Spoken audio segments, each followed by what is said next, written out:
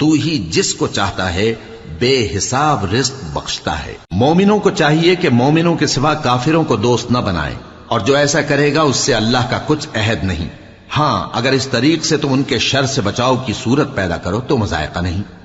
اور اللہ تم کو اپنے غضب سے ڈراتا ہے، اور اللہ ہی کی طرف تم کو لوٹ کر جانا ہے۔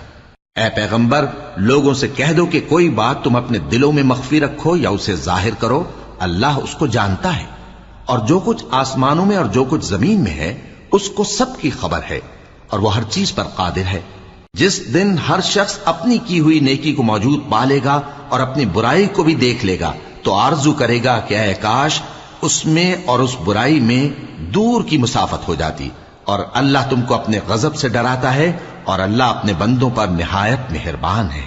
اے پیغمبر، لوگوں سے کہہ دو کہ اگر تم اللہ کو دوست رکھتے ہو تو میری پیروی کرو، اللہ بھی تمہیں دوست